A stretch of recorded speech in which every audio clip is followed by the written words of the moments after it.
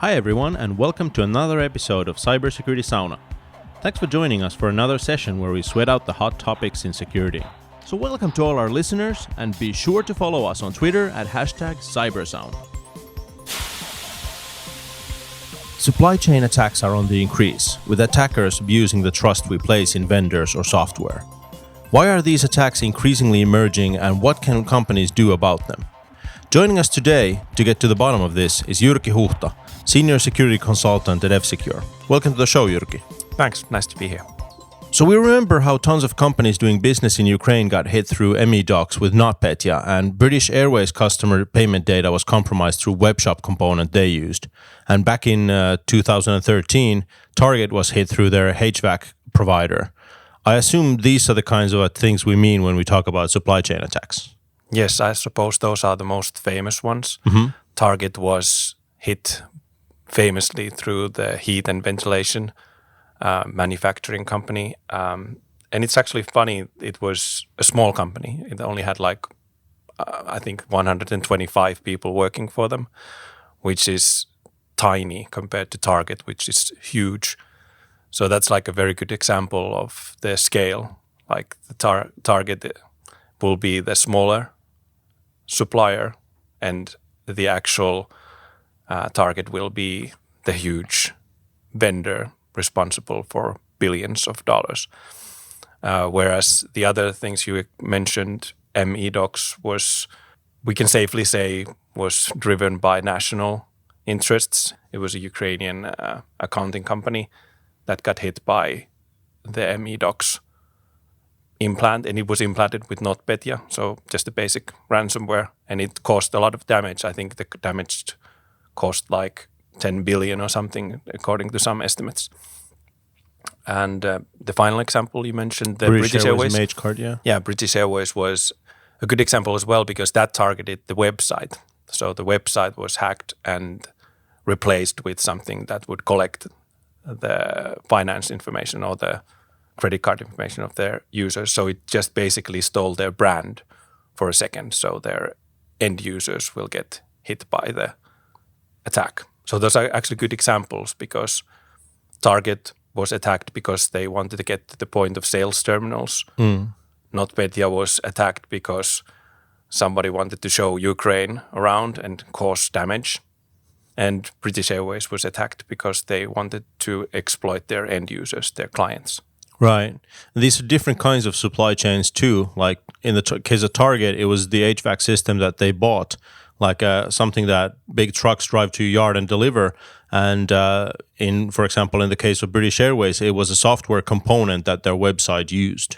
Exactly. And I think in the Target attack, they originally thought that what's it called, Fazio Mechanical or something like the company, had more access to the system than they did. They actually, I read somewhere that they only had access to the billing information and some smaller, so it was more like a supplier. Whereas, like you mentioned, those other things, the ME docs was more like the software supply chain attack, because it targeted the application, the Ukrainian accounting software that was infected. And the British Airways was a website, so it's a web application. So those are good examples in a way, because they are different types of things you can have. There was also the famous case of the hardware implants lately, with the suspects that people are suspecting that the iPhones or other hardware were implanted with Chinese components. So that's kind of like one example as well. There's also been cases where there's been like a physical thing. So there was a case, I remember that there was a warehouse that got drilled through the roof, and they stole medical stuff or something like that from. So it can be different kinds of things. But I suppose the most famous ones are kind of like the software supply chain attacks, where you try to infect a software, and then there's like the supplier chain attack, where the supplier has access to your system. So what are the steps of a supply chain attack? What happens? I think the first thing that people should consider is that the attackers will always try to find the easiest way in. So if they recognize that their attack target has a weak point, they will use it. And in some cases, the weak point is the supply chain. So if they recognize that the supply chain is vulnerable or it is in the most critical place in the system, then they will be the target of the attack first. And that is kind of like the first step. But the second step would be to find ways to actually gain the necessary access to the supply chain. And then the third step would be to start doing the actions on objective and the actual target of the attack. Right. Why do these things happen? Why are companies getting hit through their providers and suppliers?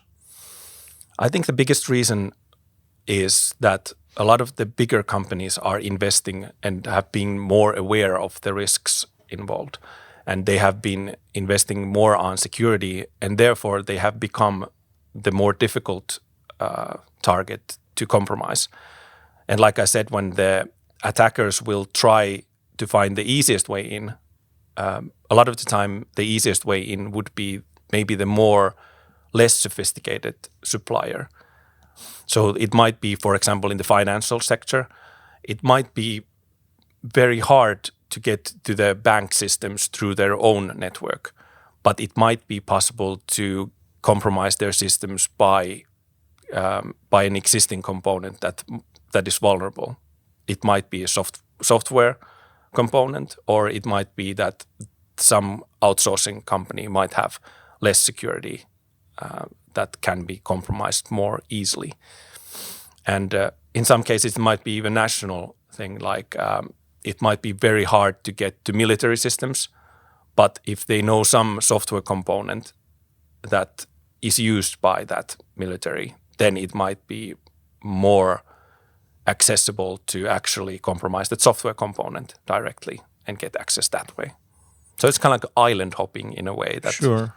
The other option is that sometimes the suppliers have more access. They have more authority into the client system than the client itself. For example, a lot of the time there are outsourcing companies that will control most of the infrastructure of the client. So in that case, it might not even make sense to directly attack the client, since they don't have the access. They might not even have domain admin rights to their own system. So in that case, the only target that they can actually attack, it would be the outsourcing partner. That makes sense. What about from the defender's point of view? Like, is a supply chain attack more likely to do a lot of damage or less likely to do a lot of damage? Like, how would you rate that? I would rate that supply chain attacks are very devastating. I think in my history, I've only seen a few cases that have been so damaging than supply chain attacks, because they will exploit the trust that you already have between the vendor and yourself.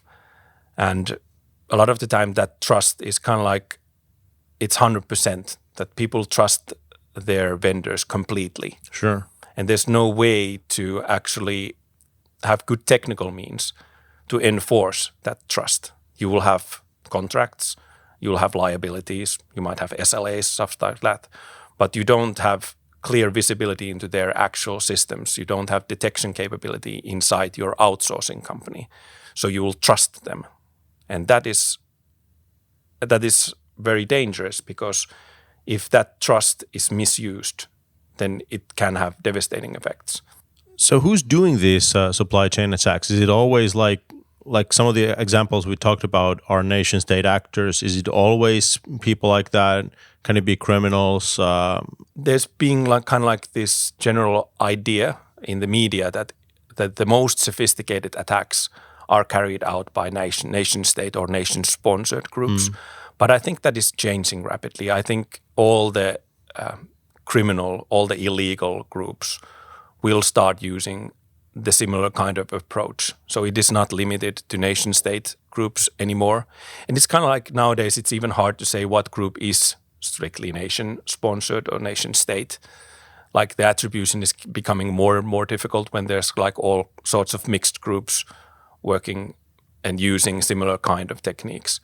And supply chain attacks is such a general approach, and it utilizes such a different variety of techniques that it's hard to generalize that, yes, this will be only done by nation state. I think it will be a technique that will be utilized by everyone, basically, who are trying to find a way in. Do you have some specific like examples of supply chain attacks, something that really stuck to you as an example of something new, something we hadn't seen before, something that sort of broke the mold? I wish I could tell more about my actual experiences with supply chain attacks, but the first time that I saw a real bad supply chain attacks, it was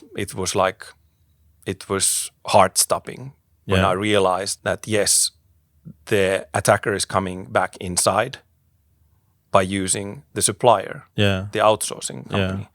And that is kind of devastating once you realize that nothing that you do inside your own network will stop it.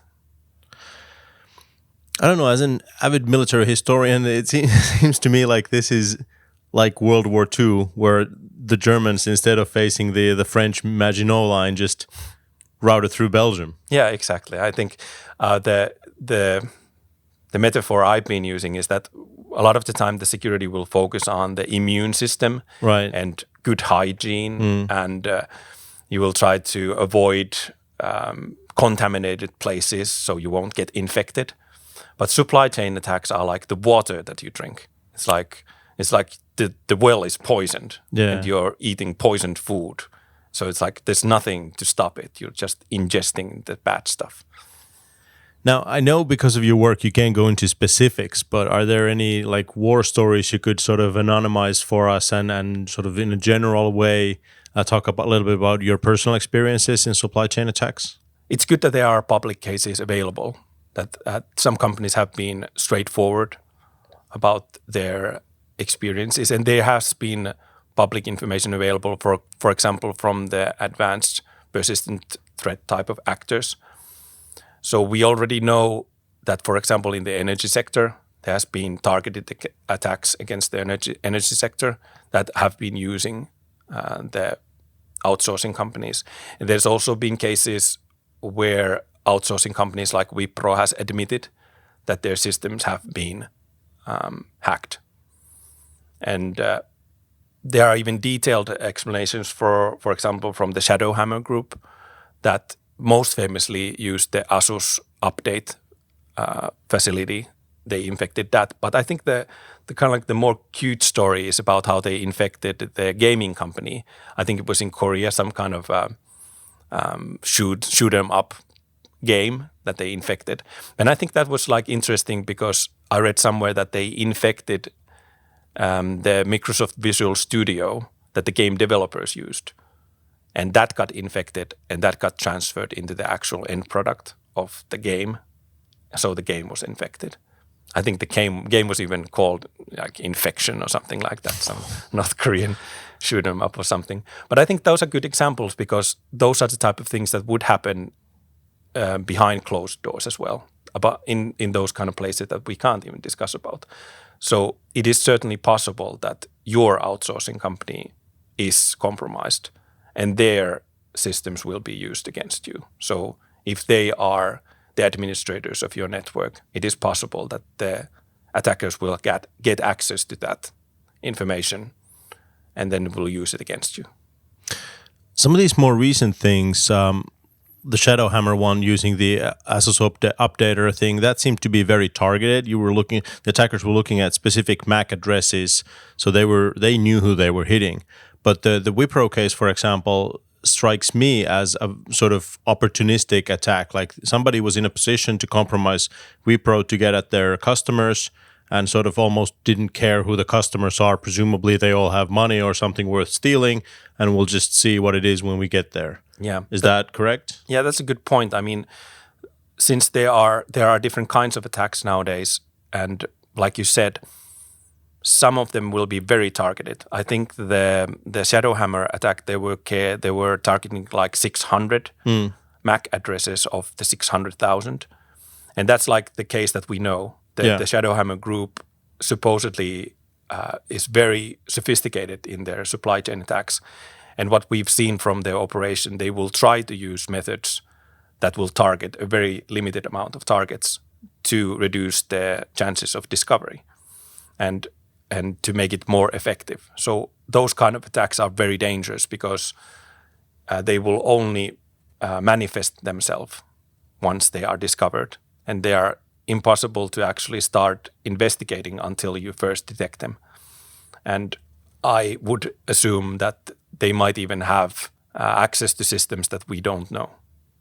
So it's good to keep in mind that the things that we know are not the only things that they have done. So that's a very interesting thing. But then, like you mentioned, there are cases where the attacker is not even interested in the client itself. And there have been cases where supply chain attacks have been used to just install crypto miners, especially in the time when crypto miners were more economically interesting. And so it might be that the target is just to access a large amount of resources, like computing power. And it might be that the target is the brand itself. For example, in the British Airways case, where you will get access to the brand, you will get access to their huge amount of end users, their clients, and you will misuse that trust. There have been also cases where they've been misusing like the email system. So even if you can send emails on behalf of a very known brand, that's very useful. It can be used by attackers by a number of ways. So it all depends on what the attackers will want. And sometimes it might even be that the attackers will use one thing and then they will sell that information to the next group who will use it for another thing. So it's complicated. Yeah, certainly we know of cases where simply access to an organization is being traded in the dark market. Like somebody might compromise a supplier who supplies many different companies and then just resell that foothold, identify these companies, identify the assets they're in, and then sell the access onwards to more targeted attackers who will then come in specifically to harm that organization. Yeah, exactly. And that's kind of like interesting as well that there's a lot of room for economics in those situations. So there are A groups and B groups even inside one nation state actor, and they might have different objectives inside once they get a good foothold. And it's also interesting to see how sophisticated those channels are that they are using nowadays to control the system. Once they get inside, they will set up all sorts of backup routes and accesses to the system so that once the first one is discovered, they will still have enough foothold into the system to get back to the position of power, to get back into dominance power inside the network. Right, but from the defender point of view, this also leaves you in a very difficult position because you're looking at the techniques and tactics and procedures of the attacker and you're thinking, this is just an opportunistic attack hitting me, but actually the bad guys coming in right behind that attack might be a very different kind of beast entirely. Yeah. And it's not even unheard of, or we've seen cases where there's been more than one APT inside one network. So, for example, the Countercept guys at MWR have been investigating a case, and they've been hired there to find and remove certain APT. And once they've been doing their case, they found another.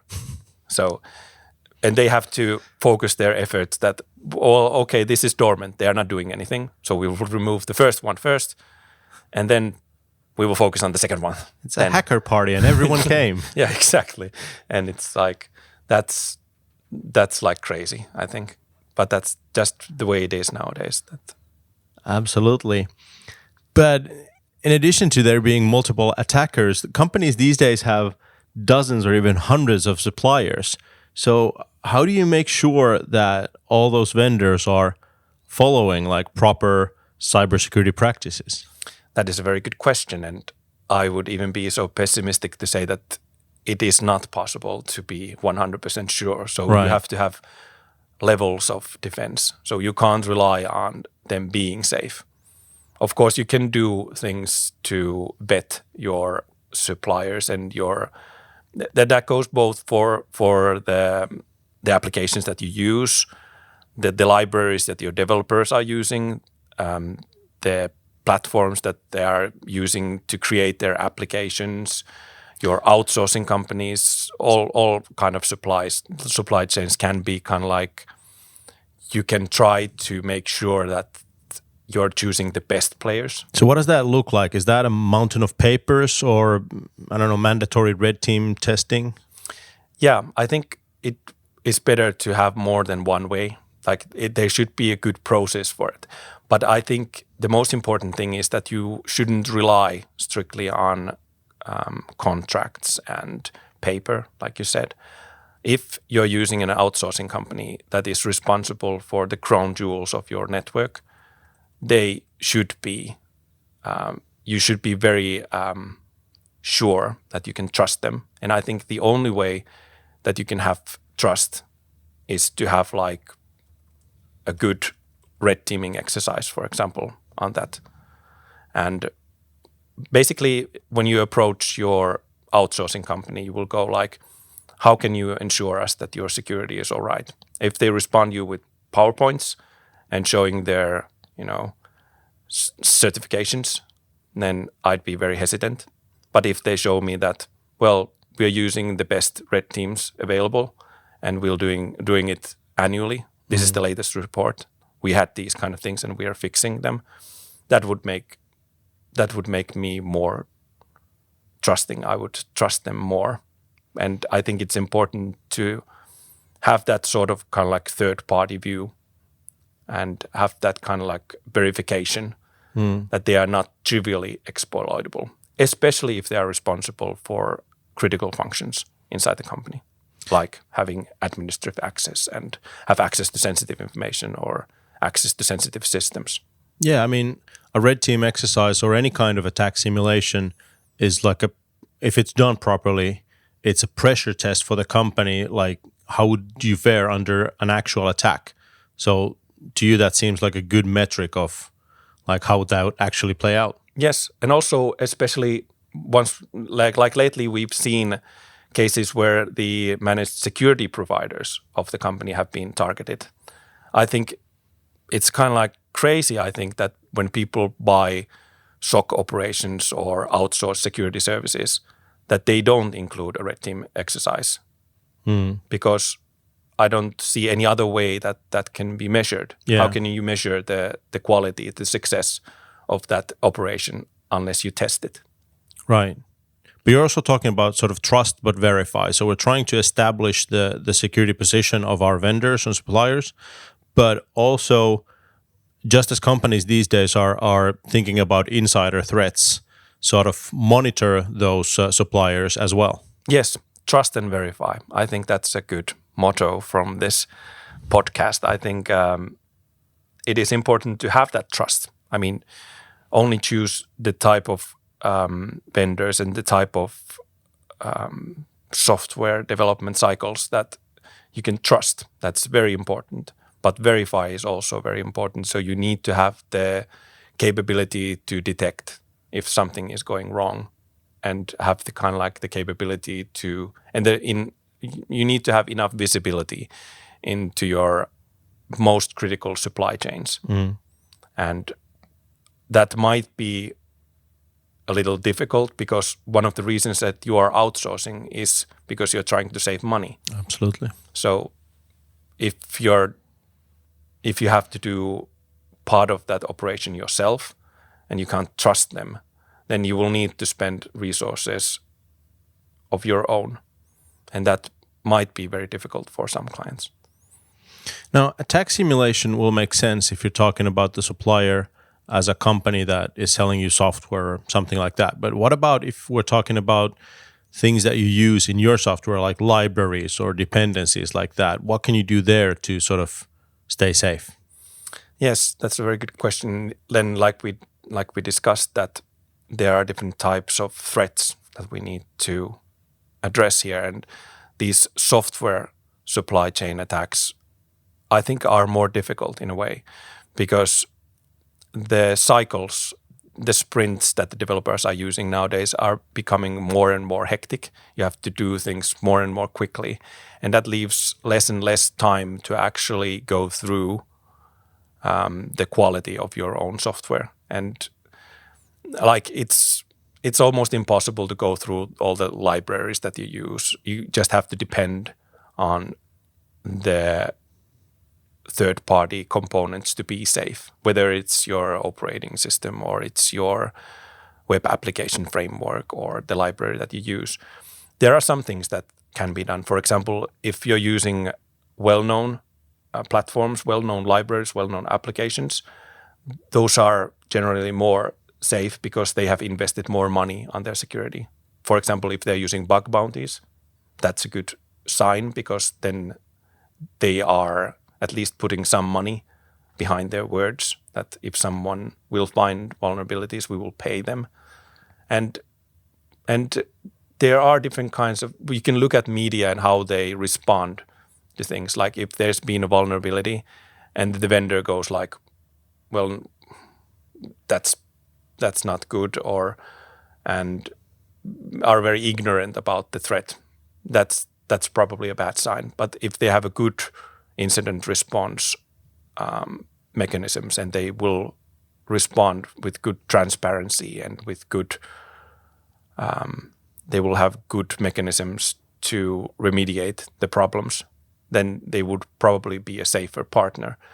But I do understand that sometimes it's very hard to do these decisions when there is so much pressure to deliver the products. The traditional method of securing your software integrity and functionality was to just pick a version of the library and then sort of lock that down and only use that one, ignore all the updates and changes from then on. And is that something that is still feasible, or do we just have to sort of develop ways of staying up to date as our dependencies change? I think that is very interesting, especially from the IoT world, that there's been a lot of discussion that IoT devices are difficult because it's hard to patch them. And once there is a vulnerability that touches an IoT device, that's very dangerous because it's sometimes unfeasible to patch them. So I think it is important nowadays to only rely on products that have the capability to issue fixes. And that goes for like smaller things like IoT devices, but that also goes for bigger things, because I've seen systems where in very critical systems like in finance or even military, there are systems that can't be fixed or can't be patched because they have so much legacy that it's just too dangerous to issue the patch. It might break them. And that is dangerous because then you can't have a fix. Then you need to have all sorts of workarounds and you know, gluing stuff together to make the fix work. But that's also relevant for the supply chain attacks as well, because you need to have some sort of way, because the supply chain attacks might work through the patches. Your patching cycle might be compromised. So it also introduces dangerous things. So it's hard. We need to be aware of the risks. And that's kind of like the main thing, I think. So is there a way for a company to detect that a supply chain attack has already happened? I think that is a very important question, because I think all companies should have that final capability, have that level of defense where they can actually detect the actions on objective. So when the attacker is inside your network and is reaching your crown jewels, you should have the detection capability to detect it. And also you should have the appropriate means to respond as well. So if you detect an attacker who is already so deep inside your network and has already such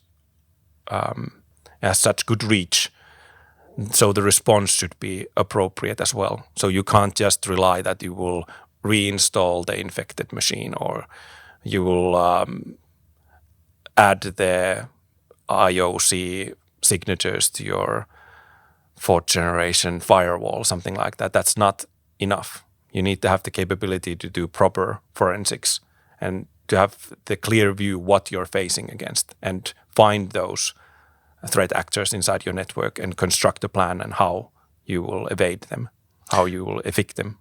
You're talking about actions on objective sort of attacker behavior. So you're saying that if you have proper detection methods, you will catch all threats, whether they're external or malicious insiders or come through your supply chains. There should be mechanisms for that. I don't think that everything can be detected, but if there is enough detection capability, you might detect one mistake that they make. And once you detect that, then you need to have the mechanisms to find the root cause, find the smoking gun inside the network. So I don't think you can have 100% visibility to anything. No. But you need to invest on detection capability that will detect the final steps of the attacker. So you need to be very clear on what are your ground jewels and how can you access them and how can you create detection mechanisms that will detect that they have been trying to approach them. They have been trying to search for them or they've been trying to access them. Right. Now, CISOs of companies have tons of things to worry about. If you were a CISO of a major company, where on your list of concerns would supply chain attacks be? I think currently, especially if you're working on finance or manufacturing or electric field, those are the type of segments that I would be very worried about my supply chains. Why those in particular? Because they have been targeted more than anyone else, okay. Especially lately, like in 2018 and 2019. But of course, if I'm using outsourcing services, if I am putting a lot of faith in certain outsourcing companies, or if I am using, if my products, if my applications rely on certain components, I would put a lot of effort to make sure that those are not compromised. And I have the necessary processes available that if something happens, I know who to call and I know what to do. Yeah, you're absolutely right. It's a risk calculation, sort of how crucial are these dependencies? How much am I reliant on this vendor or whatever they're providing? How deep is their access into my systems? And that then informs how you should approach that threat. Exactly. I think supply chains are critical nowadays in almost any company. Like we discussed earlier, that if someone can infect my well, then that will destroy the whole village. So, yeah. So you want to make sure that the parties you're trusting are worthy of that trust. Exactly. So you don't want to extend your trust just blindly. You need to have ways to ensure that the trust is merited. Trust but verify. Trust but verify. Very good. Well, on that note, I want to thank you for being on the show today. Thank you. Thank you. That was our show for today. I hope you enjoyed it. Make sure you subscribe to the podcast, and you can reach us with questions and comments on Twitter through F-Secure with the hashtag Cybersauna. Thanks for listening.